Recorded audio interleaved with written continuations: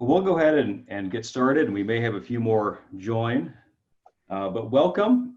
We are thrilled to have you with us today as we work through this webinar series, which from the SUNY Sale Institute is called Leaders Learning Live. We thought that we would do a special edition focused on the pandemic and leadership. My name is Jason Lane. I have the great privilege of being able to be the executive director of the SUNY Sale Institute, as well as the dean of the School of Education at the University at Albany. So like many of you have been working through this rapid transition to both remote learning and remote working. The SUNY Sale Institute was developed about 4 years ago as a mechanism to advance leadership development across the SUNY system and beyond. And we do a range of programs both in terms of invited retreats, campus-based programs, and individualized workshops for individuals. We developed the Learning Leaders Live series as a way to provide additional resources for our leaders across the 64 campuses of SUNY and beyond within higher education. And as we were talking about this, we thought it was an important time now to provide an opportunity to reflect on leadership, particularly during a time of crisis. For those of you who know our programming, we base a lot of it on what we call the 6 domains of knowledge of higher education leaders. This is a framework that we developed as a way to help make sense of leadership and help those in leadership roles to make sense of the world around them. And so we're going to talk a little bit about what leadership looks like in a time of crisis through the 6 domains of knowledge. And then we'll turn to a panel, and I'm joined by 3 exceptional colleagues who are SAIL Leadership Fellows, and I will introduce them in a moment. And so I will present to them some questions initially to respond to, and then if we want to open it up to others. So if you have questions or comments, I encourage you to use the chat box down below, and Carolyn is going to monitor that for us. So Carolyn, let's move on. So these are the 6 domains of knowledge as we think about them. And some of my comments here are reflective of a column that's going to come out in Inside Higher Ed next week, reflecting on this crisis. And we'll provide the link to that as well as this video to all of you. But first and foremost, it's about knowing yourself, and who you are as a leader is important foundation for the work that you do. And we talk a lot about this in our various exercises. But I think in this particular period of time, what I want to say about knowing yourself, one is taking time for reflection and pause. That I think all of us, we get into the crisis and it's all consuming.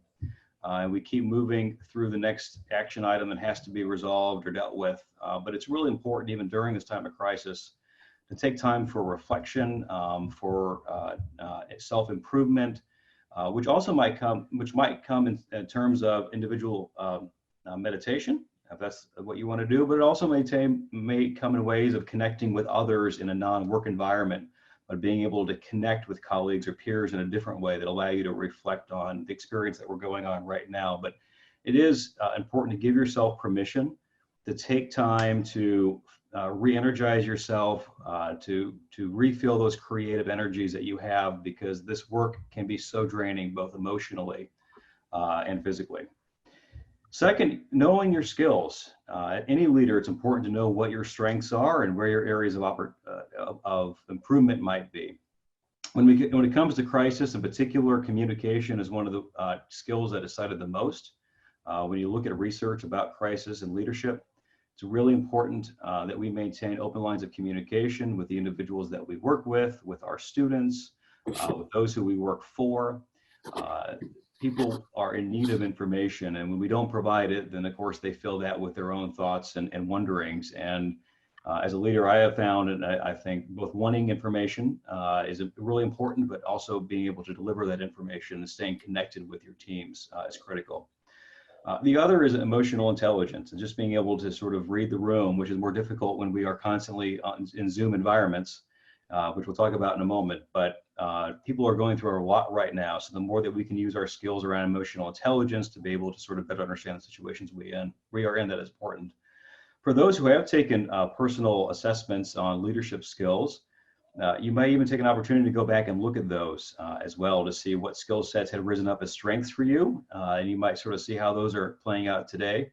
But I think more importantly, also looking at what those areas of improvement may have been, because the weaknesses that we have during normal times can really become blind spots in our leadership during times of crisis. And so the more we're aware of areas where we might need to improve, the more that we can sort of preemptively deal with those situations and not let them blindside us. The third domain of knowledge is knowing your team. And I think this is probably one of the most important at this point in time. Our teams are becoming increasingly important as we deal with these crises. And in higher ed, we are parts of multiple teams, right? We are part of a team. You report to somebody else and you have colleagues around the table that you're working with. You very likely have a team that you are leading. And that team may be expanded in different ways right now based upon the situations that you're dealing with. And it's important to deal with both your close team, but I think particularly for those of us in academic leadership positions, our extended team. So not just for me as I reflect on this, the people that are in my dean suite, how we continue to work, but making sure that I'm staying in contact with my faculty, the full-time faculty, my adjunct faculty, my staff, so that they're aware of the situation that we are in and how we are dealing with that as a school of education. Domain 4 is knowing your students. And I think we're all thinking a lot about our students right now during this time, as we have had to make some pretty hard choices that have affected many of them. You know, one of the issues, and we all talk about it, I hope often, is equity, but I think issues of equity have become even more glaring as we have dealt with this crisis, further enhancing the digital divide that it has already existed. But certainly for a number of our students, as we send them back into environments that may not be hospitable or healthy in terms of learning, disproportionate sense of those environments are in certain population groups. And so how do we continue to provide student support as we grapple with this? But it's also exasperating other things like homelessness and food insecurity.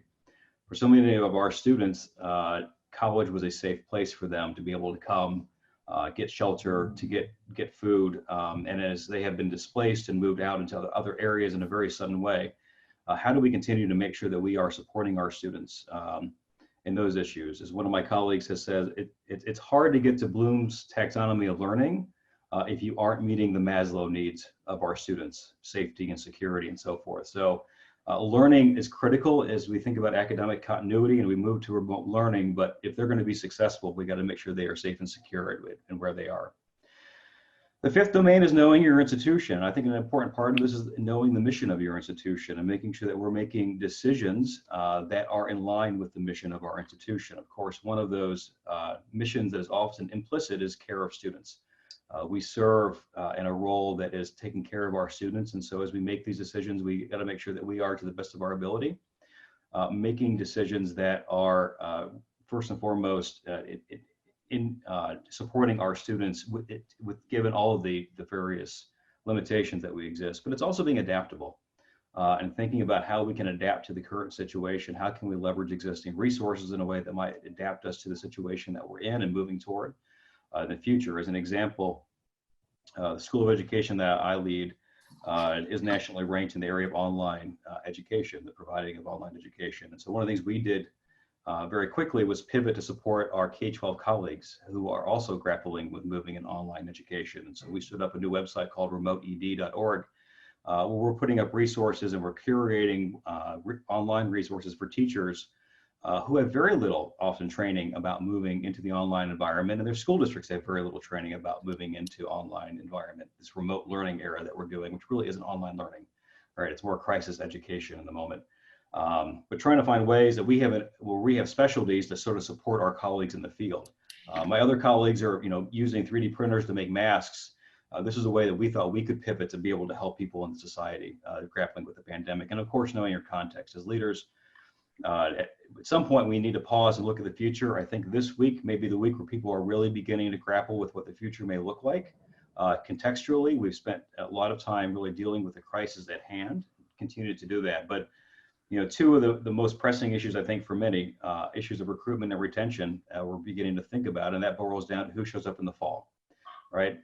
Who of our students come back, are with us, are going to come back, and who are the new ones that are going to be showing up, which will have implications on the economic side of the house. And there's a lot of unknowns there in terms of what state support will look like in the future, what tuition revenues will look like in the future, what federal bailout will look like in the future. All of that will have an impact on how and what we look like as higher education into the future. And so Those are the 6 domains as we think about them, the way to sort of help frame out the situation, and hopefully they provide you with some ability to break down this huge problem that we are grappling with right now as leaders. But now I want to turn to the panel.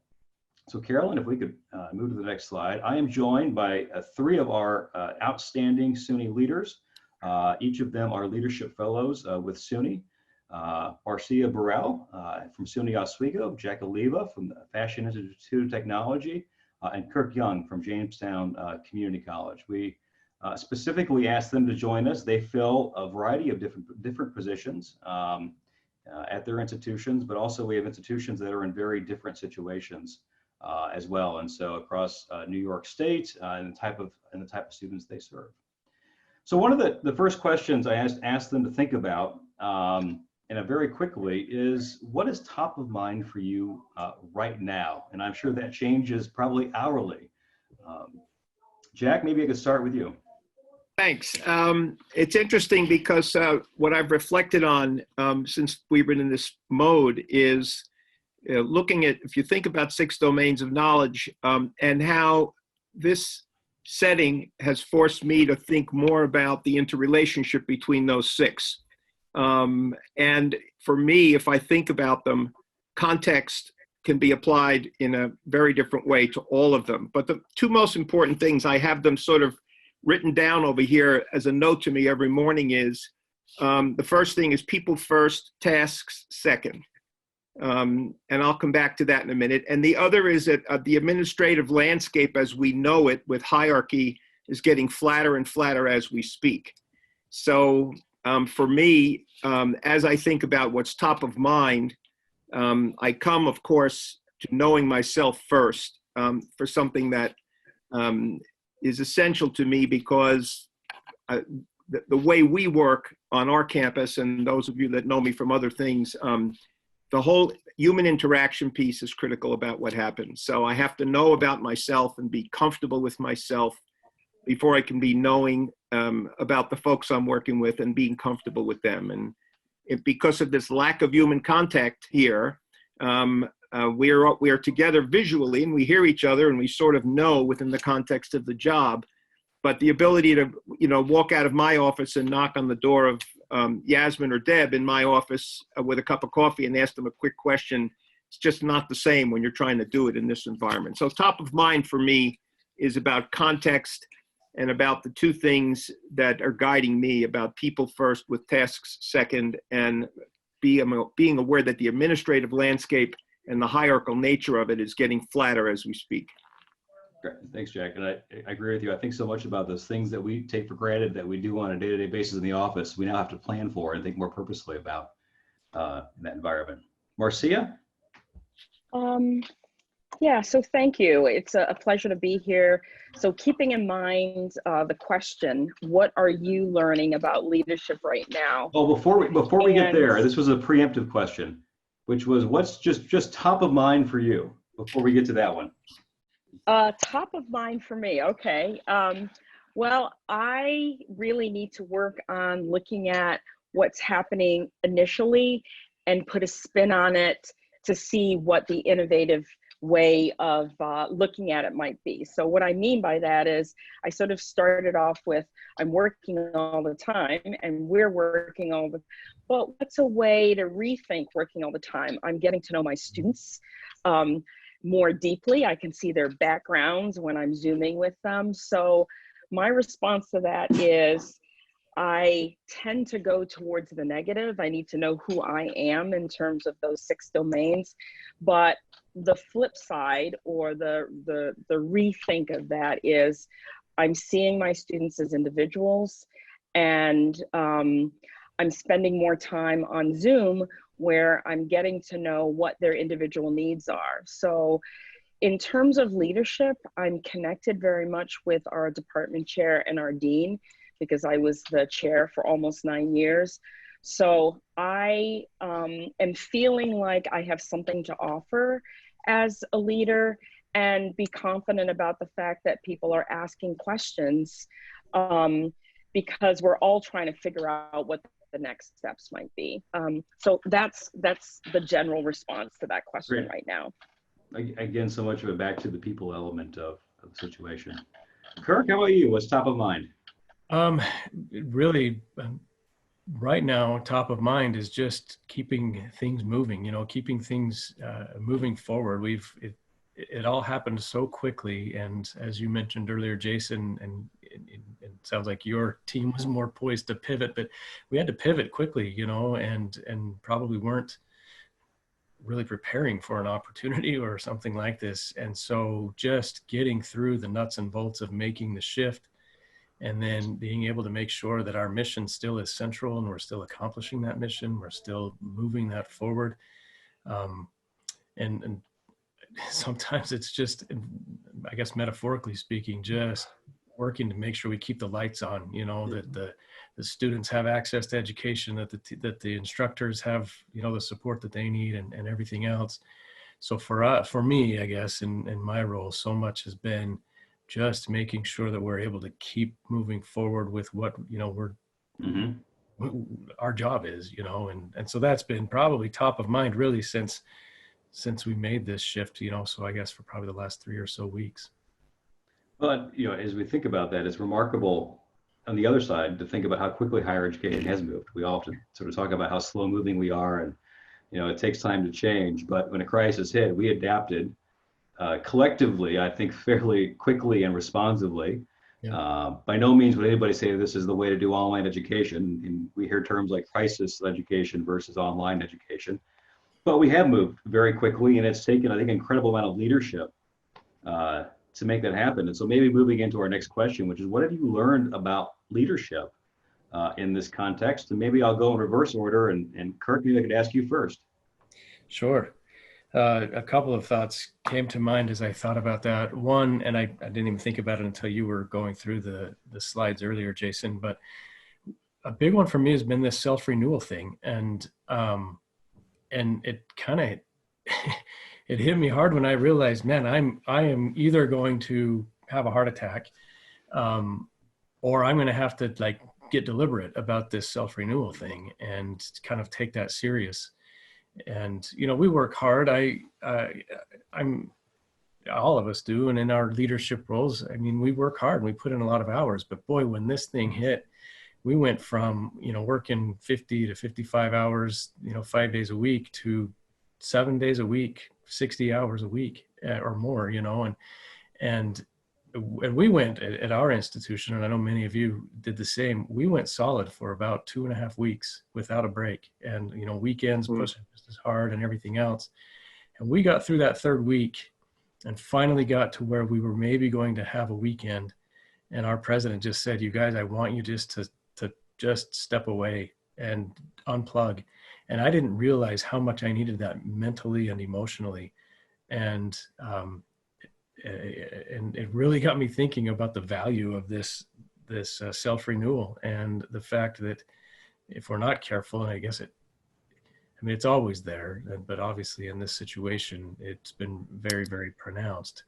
But make sure that I take some time to just step away and focus on kind of renewing or recharging the battery. So that was one thing that really hit me. And then another one has been the human element of all this. And it's really weird and it's interesting. I mean, we're going to this distance mode, this remote delivery mode, but I've had more personal interactions with some people, or interactions that have been more personal with some people than I have, you know, all throughout my time. I've been at JCC for 6 years, and there are people I pass in the hallway and may say hello to or whatever else that I have received some very touching and supportive messages from throughout this process that has just, it's kind of shocked me. I mean, people that I you know, that for whatever reason, maybe in some cases, be it, you know, collective bargaining issues or other things, we found ourselves on opposite sides of the table, that throughout this experience, that human element has come out. And I've received some messages from people, messages of encouragement and other things that have just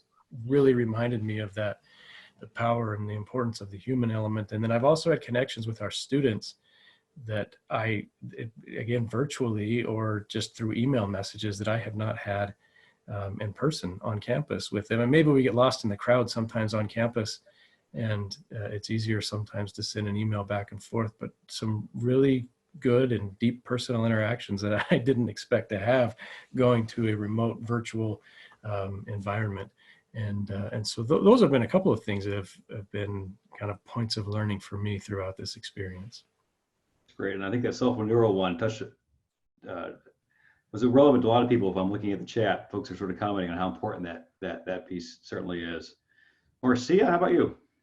Yeah, and Kirk, thank you for like bringing us to that place about where we're going individually. I will tell you, the first week after we were told that we were going to go remote, I spent time with many faculty members about how to do this. And the week went by so slowly because I felt like I could not help enough people rethink how to do this. And the fact is that we were able to mobilize, and emotionally, I think I was spent that first week.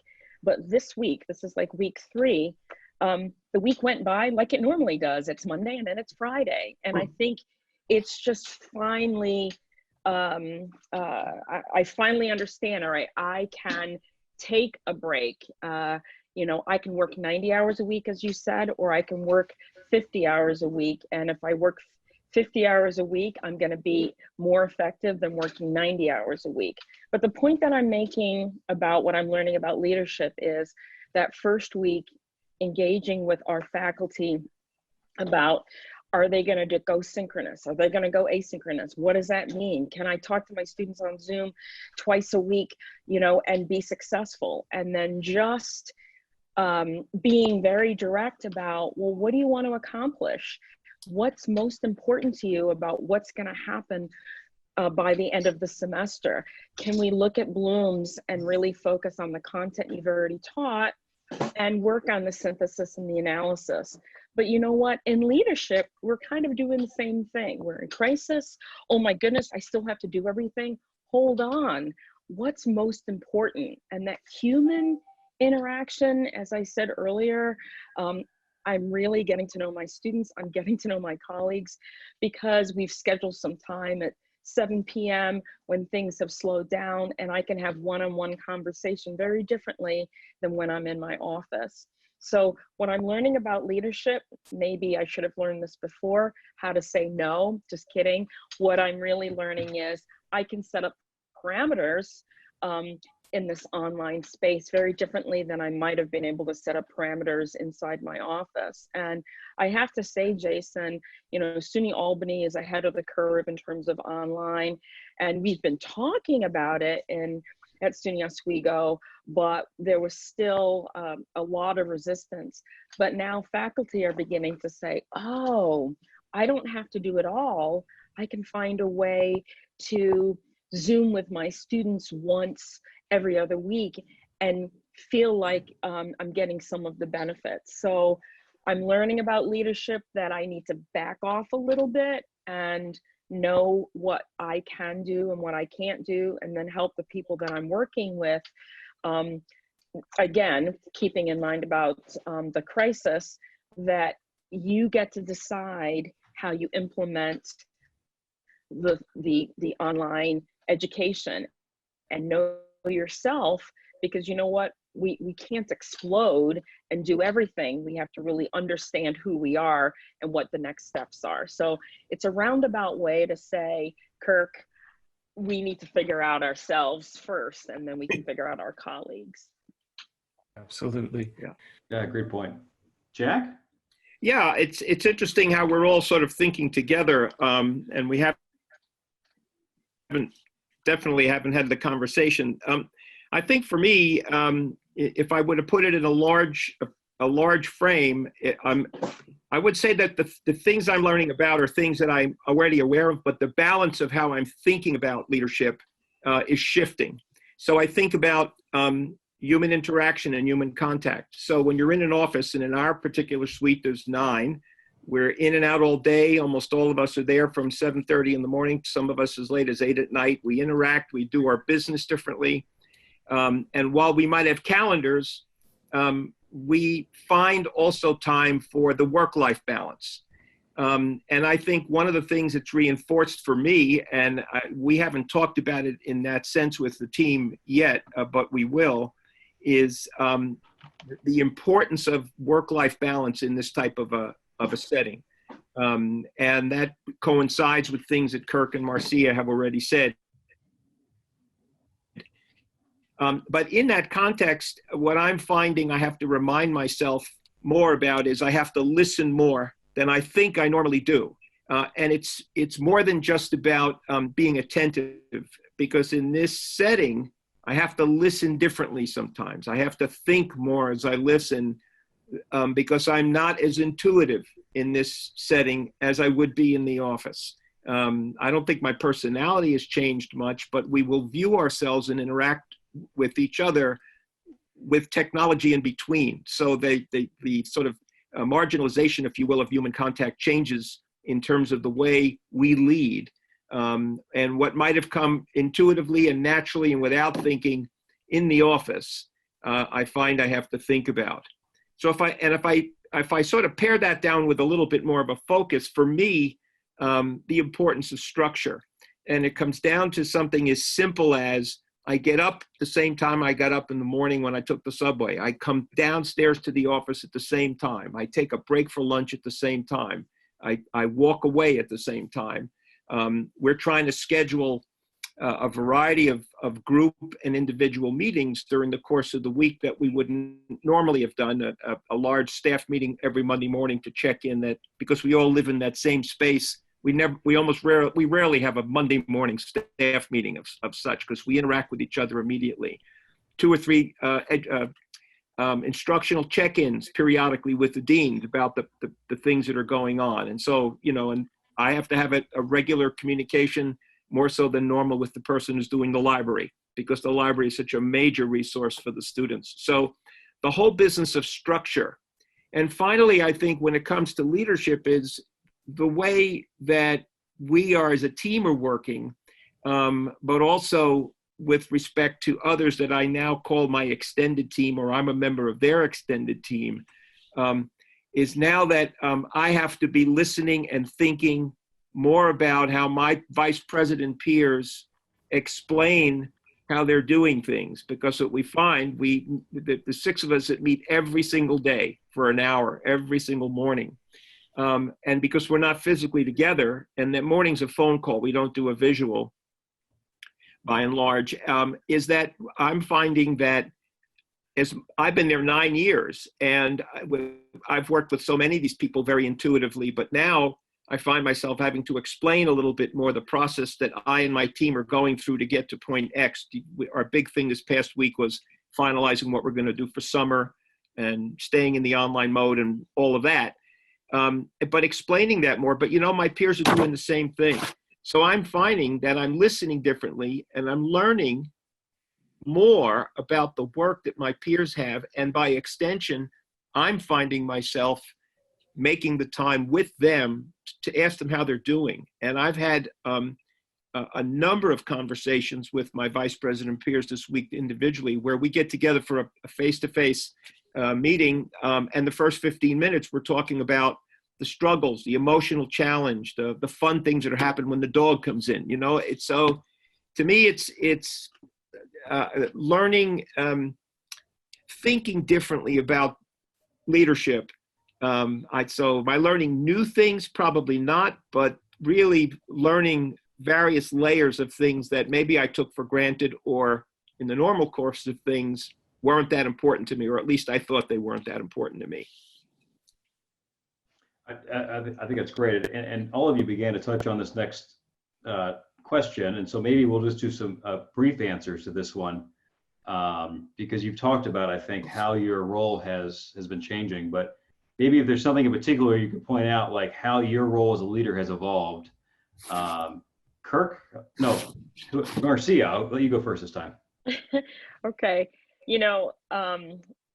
I have to reinforce Jack's point by saying deliberate and intentional. And I tend to have a problem, talk with people, make a decision, and then go on to the next problem. But I think in this in this different environment, we have to communicate more about what we're thinking and how we're thinking, because before you could see somebody at the, grabbing some lunch or, walking to another meeting and check in with people, and you don't have that. So if you're making a decision that's collaborative, you have to really communicate it, not only in the Zoom space, but also in writing, because people are going to interpret it very differently now in writing than you would have just throwing that idea, walking across campus. So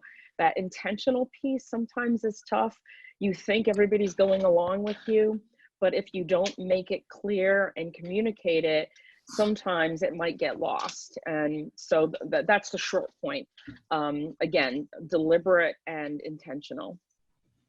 I think that's a great point. And I think for so many people also, there's so much being thrown at them right now that it's easy to lose track of things that we're working on, right? And so we've got to be more deliberate, I think, and thoughtful about how we're moving things forward. Jack, you want to go? Yeah, I think about, in answering that question, how email and chat work. So normally I get my email done in the morning and I do it at night before I leave. And for me, the rest of the day, the email's an intrusion. The voice chat I stay away from. Now I find that I'm using it constantly. So I might be in a meeting like this with my people, but I might be chatting with somebody else. And the reason I say that is because I have this tool now that makes me more comfortable about asking for help. So I will, if I see that my vice president for external relations is online somewhere and I have a question, I know I'm not intruding on her by sending her a chat. And that loosens me up as a leader to say, Jack, it's okay to ask somebody for help. And I think that is in terms of the way we're trying to work, that's an important thing, but that's different from my normal role. And the other thing I'll say, we've all sort of touched on it, is that I'm finding myself wanting to and needing to reflect a lot more on how I'm doing things, how I'm talking with people, and I'm asking my people to sort of think about that as well. So as a leader, I find myself maybe more in this role as a teacher in a facilitative sense, and less of a tactician. Although we all have jobs to do, I'm more comfortable with all of us saying, okay, I'll do these 3 things, you do those 3 things, and we sort of work it out much more quickly than we might have when we're face to face. Kirk? Yeah, when I think of, I guess, my role as a leader and how that's evolved, 2 things come to mind. One, just the role that I have to help facilitate communication. And Jack talked about it earlier where, previously it was just so easy to step to somebody's office across the hall or just, walk down to another building and have a quick conversation with somebody. Now, I have to be so much more deliberate and, focused on that. But I also have to work really hard to make sure that the communication happens. So that's one. And another part of what I feel like my role in some of the comments that are being made in our chat here, which I think is great, even to Teresa's point about just the challenge of having now to balance so many other things other than just my job as a leader at an institution. I have so many members of my team who are at home now, and they find themselves not only as a member of our team, a key part of the financial aid office, but also now providing daycare and conducting homeschooling and everything else at the same time as trying to do their job. And I often find that my role is evolving as one of, a coach, as, somebody who's there to listen, to help people process through the challenges that they're facing that go beyond work even now. And I guess to me, it goes more to that human element of what we're trying to accomplish here. And somebody else, I think, made a comment in the chat, just asking a group at the beginning of a meeting, how are we doing? Just check in. How's everybody making it? And how are you holding together, and focusing on those things. And I find myself doing more of that. And I feel like my role is evolving a little bit more in that way. Well, this is why I love working with you guys, because you naturally transition to the next questions. and that was a great transition, which was, how are you helping your teams right now? And I think, Kirk, you hit on so much of this in a variety of ways. We all are assuming different roles, whether that's different roles at work or in our personal lives, as you noted, homeschooling, added stress about trying to care for elderly parents who may be afar that we can't be with, the stress of people being directly affected by COVID-19, getting sick, and the increasing number of folks who are unfortunately dying because of it. All of this has a collective impact on us as we are moving through it. And I think, as I've heard others point out, this crisis is unlike any other crisis in higher education because it is a marathon. It is not a sprint, right? And so many other times you might have a crisis, a flood hits a campus or a building burns down or a horrific incident happens to a student. It happens and you respond. We are very much, I think, people were going 24/7 for several weeks now. They're beginning to catch their breath a bit, but we're only at the beginning of this thing in so many ways, right? And we have no idea where the end is going to be. And so how do you help, what's your role as a leader in supporting your team in navigating this experience? And I think trying to prepare for what will be the long haul in all of this. Anybody want to go first? I'll go first because I want to really connect it back to our students. And, I think a little bit about how we're spread out across New York State, and our students at SUNY Oswego are on Long Island and New York City and in places where they are, in the middle, at the hotbed of, the coronavirus. And because of their location, they're navigating a lot more than I'm navigating here in upstate central New York. And so when a student says that they had to take a quiz in 25 minutes and I have to talk with a faculty member about why they're putting a time limit on a quiz when we don't know about their internet, we don't know if they have one computer in the house, we don't know if they're doing homeschooling, doesn't really give students an opportunity to show their best work. And sometimes it's difficult to be direct with your peers and the people in your department about the fact that they are not looking at it more globally. So I think about who I am as a woman of color, directing my peers to say, think differently about who our students are and where they're located, and maybe that makes a difference in how they can respond to the work. And so it's really about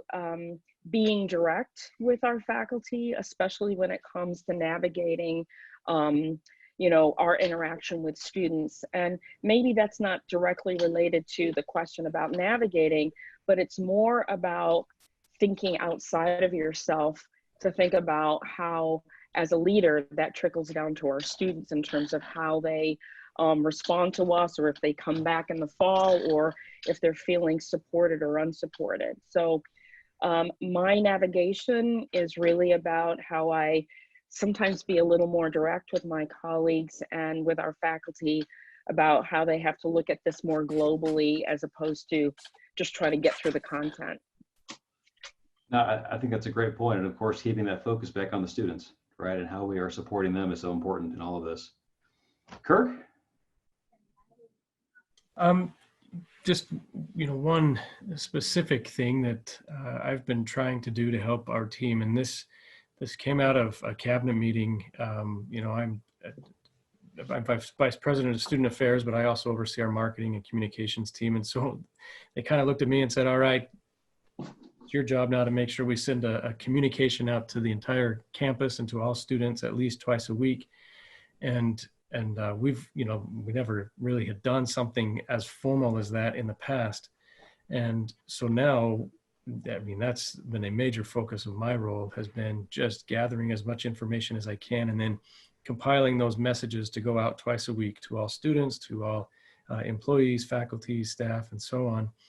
And just through the process of having to gather that information, but then disseminate it, I have received more thank you letters from colleagues and students who have said, man, where has this been, prior to this experience. This has been wonderful for us to be connected that way.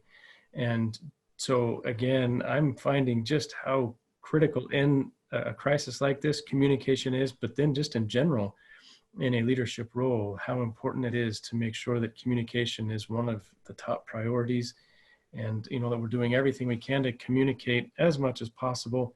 And in our case, we send one out focused to students and one to employees, but we also share the two back and forth when we feel that we need to.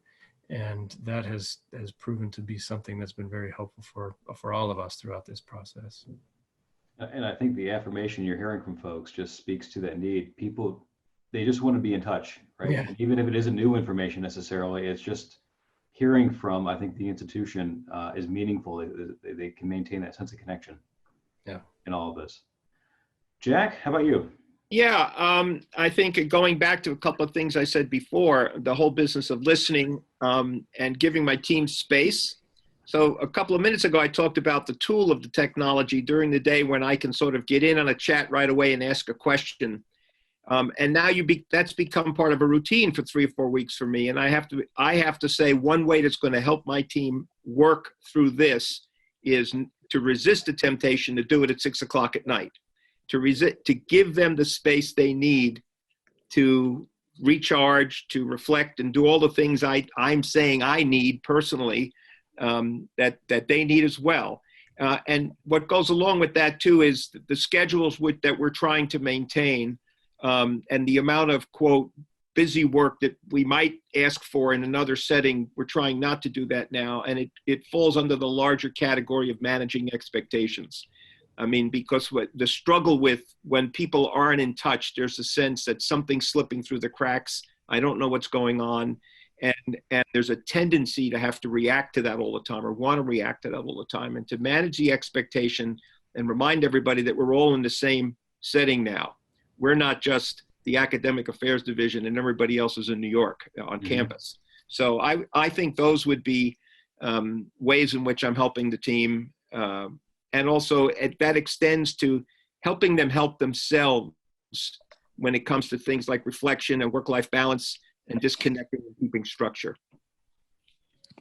I think it's a great point. There's a question popped up in the chat box I just saw briefly about sort of communication overload. And I think and perhaps we could just talk about that quickly before we go to the next question, because I think there's a balance, right? The need to collectively communicate with our communities so people feel engaged. But on the other hand, there's so many emails and other things flying around, there can be a bit of overload. I think, to Jack's point, I've tried to, on weekends now, stop emailing people unless I absolutely have to. And I'll email it because I need to get it done, but I'll set it to delay my response right until like Sunday night, so that even though I tell people don't worry about it, it shows up, it's on their mind. They need that mental escape, right? Jack stopped at 6 o'clock at night when he can to sort of, I think to limit some of that communication flow. So maybe you guys could just, any thoughts quickly on that balance of the need to communicate, but not also overload people in this sort of time of so much flying around technologically? Yeah, I mean, for me, yes, there's a need, but we're all in the same boat. So if somebody's used to me responding in 24 hours and we're face to face, somebody who's not in my division, they're in the same situation we are. And yet it takes a while to manage that. But what we're finding with the vice presidents, the whole managing the expectation of getting an answer to something right away. And we're finding our way with that. I think for us, the challenge is could be somewhat unique to the institution. One thing we haven't talked about that we had to manage very quickly on a pivot was getting students back from overseas. Some of you might have had to do that.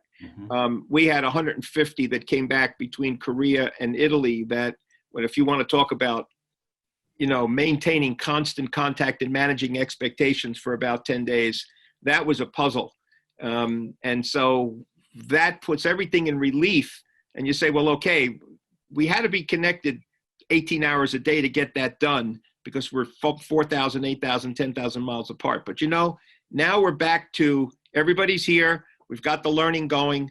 Everybody has to find a way to not be sending emails, connecting in the middle of the night. Tomorrow's another day and we'll get together.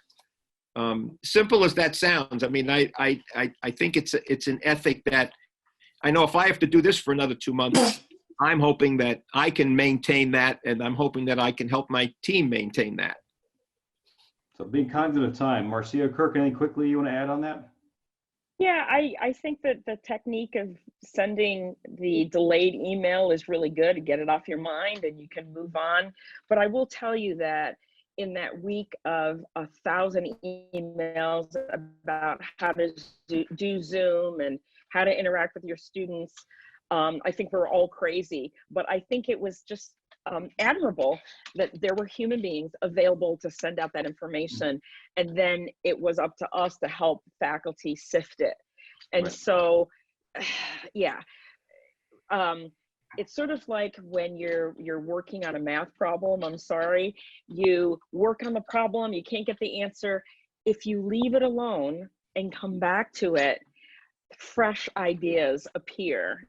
And so I really think about that communication balance the same way I think about, you know, my background in mathematics. So that's my response to that. I'm good. Okay, so let's go to the next question. And so if people have more questions, put them in the chat box. This is the last sort of formal one we have, and we'll try to get to as many as we can. So obviously top of mind for many people right now is equity. And how do we grapple with this in so many different ways, given the situation that we're in? And so just an open question to the group. So what are the key issues you're thinking about right now along the lines of equity? It could be about students, could be about your teams, any of that. Kirk? You know, it's expanded the conversation even more into the topic of access, you know, and access for me, it has taken on a completely different, you know, context, and it's something that we're grappling with right now, and thankfully we have been able to pivot pretty quickly on some of the things, but there is a lot more that, I mean, this is kind of peeled back the, I don't know, the whatever that, but has really revealed to us that there's even more to the challenge of, you know, equity and access that we need to take a look at. And I'm speaking specifically of, you know, access even to remote education, you know, and there are a number of people in the Jamestown area that it's not so easy for them to be able to do that. I think there was a topic earlier. The other thing for us is food insecurity. It's been just a huge issue. It was a huge issue before, and it is something that has been just magnified many, many times throughout this experience. I don't have all the answers, and we don't have time to probably have an in-depth discussion about a lot of that, but it's really, really forced us to consider some things that in different lights that we haven't in the past. Yeah, I would agree with that. In fact, I'd put the same term on the table, access. And if I look at it in the frame of learning for students in terms of, and as well as for faculty, and if you know the structure, I mean, FIT, there's so many people that the whole remote mode is very foreign to them, because they're in design education. And, you know, we're seeing that the schools that are very much involved with design education have interesting challenges now in this remote mode. And so there's an access piece for faculty, but there's also a sense of equity for the students who feel that now they can't get in those studios and they can't work with the live models. And my faculty member doesn't know about how to do that with Zoom or how to do that with Google Hangout. So the whole notion of how you continue to lift up the accessibility in a very broad sense with your community has been something that I think we all wrestle with every single day, because it continues, and it'll continue as we think about, well, we're starting to think now, what about the fall? And that's another major lift for us, and that could be conceivably another whole semester that some students feel they didn't have access to what they should have. I'm going to respond to that by saying the unfortunate thing about this crisis, or fortunate, is that now we understand what some of those issues are because they're in our face. Mm. You know, whether you have that student who lives in the Adirondacks and they live on a mountain and they can't have access to the internet, or you have that student who had a cell phone, but it was only a Wi-Fi cell phone, and now they're home and they don't have access to the internet because they were sort of hiding that they didn't have enough money to pay for a cell phone, but really a Wi-Fi only cell phone. So those issues have come to the fore. Diversity and inclusion have been important, but now it's in our faces, and maybe that's a good thing.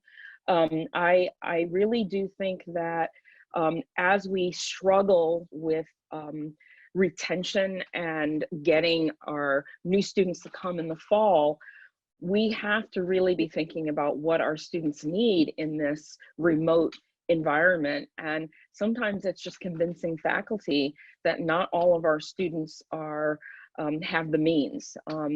We are part of a state university system, so we've got students across the board, poor, rich, and people have access to the internet, and many who do not. And so it's almost good that we have to deal with it.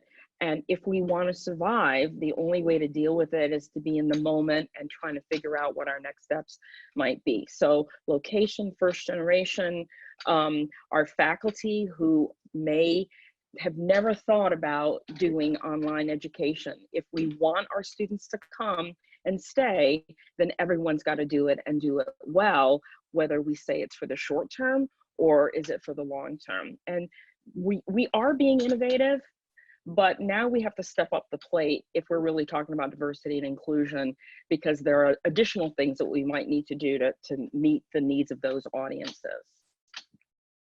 Great, thank you all. Carolyn, are there any questions you've seen pop up in the chat box? Great commentary. I'm not seeing any open questions, but the group is welcome to send those in by chat, or if you raise your hand, I'm happy to unmute you.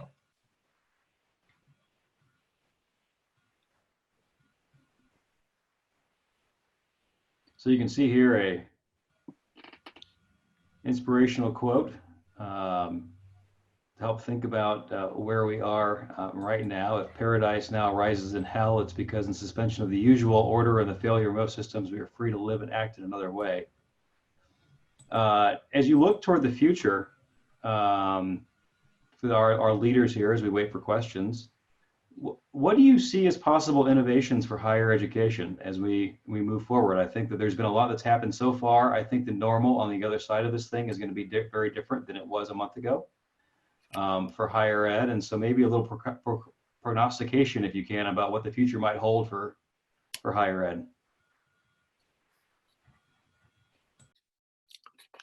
Well, I mean, I could probably think of a bunch of things in my own head, but one of the ones that jumps out to me is, you know, we've those of us that have been in education, and particularly higher education, we talk about the freedoms that we have in an academic environment, when you deal with tenure, when you deal with shared governance, and if sometimes to the point of just access. If we reflect on our behaviors about how we, as the professionals, whether we're the faculty or the administration or other, how we have modeled risk-taking, how we have modeled that it's okay to ask for help, that it's okay to try something and it not work. I would hope that because of this situation that many of us, all of us in some way are forced into, that we won't be comfortable with, well, you know, when I get back to normal, we could go back to the same conversations about curriculum and the same conversations about pedagogy and the same conversations about resources and support, and start to say, well, you know what, it's okay to challenge and it's okay to push the envelope in education. I don't know that we've been nearly as courageous enough. And I don't say that as a criticism. It's more of a reflection and an observation after many, many years. And I think we have a privilege as faculty and as educators because of the profession that we're in. So many people would kill for the opportunity to try things. And I think we could be more courageous than we are. And I'm hoping that that's one of the things that'll come out of this. Great. Kirk or Marcia? Well, that's been the conversation I've heard more and more amongst people is just, and somebody said it earlier, just realizing that we in higher education, we can pivot quickly, or relatively quickly. It is okay for us to give ourselves permission to say we may need to change and we may need to do something differently, and we don't need to take 5 years to do it. And I've been reading a lot of John Cotter's books, which were written decades ago for the business world. But the business world and the disruption that they were facing in the 70s, 80s, and 90s sounds awfully familiar to what we're facing today in higher education, even beyond this experience. And it's okay for us now, and I hope that my team and others, we can say it's okay for us to say, you know what, we may need, as Jack's saying, we may need to take a risk. We may need to do some things differently, and it's okay to try it quickly. I read a quote by Jack Welch just recently when he said, and I hurried and grabbed my book, he said, "I've always believed that when the rate of change inside an institution becomes slower than the rate of change outside the institution, the end is in sight." And I mean, when I read that at first, I was like, man, here we are in higher education, the rate of change. We're not really known for a rapid rate of change, but this to me is teaching myself and my team a lesson that we can move more quickly than maybe we thought we could. Great. Marcia, you got the last word in the last minute. I'll just echo Kirk in that without risks, there are no rewards. And we've been thrown into the pool, maybe without swimming, and we are figuring it out. And I think that talking to one another and checking in with each other about how we're feeling and how we're doing is really the basis for building a strong faculty and building teammates that can work with you to get the job done. So I think Jack and Kirk said it beautifully. So my thanks to our three fabulous panelists, Kirk Young, Marcia Burrell, and Jack Oliva, for their wisdom and sharing some time with us today and taking time out of their schedules. My thanks to all of you for joining us and spending a little bit of time with us this afternoon. We hope that this is an opportunity to reflect and that you gain some additional wisdom out of it. I also owe thanks to our team at the Sale Institute, the ever-present Carolyn Matisky, Marissa McCasty, Maya Rudolph, and Joyce Akinmola for all the work that they do day in and day out. Know that the Sale Institute is here to support all of you. I think given the turnout today and the fabulous chat session that has happened, we will plan on doing another one of these in the near future. If you have suggestions or ideas, feel free to reach out at any time. Our email address is leadership@suny.edu. And until we see you again, we'll say stay safe and stay healthy and be well. Take care. Bye. Thanks, Jason. Thanks, everyone. Thank you. Thank you.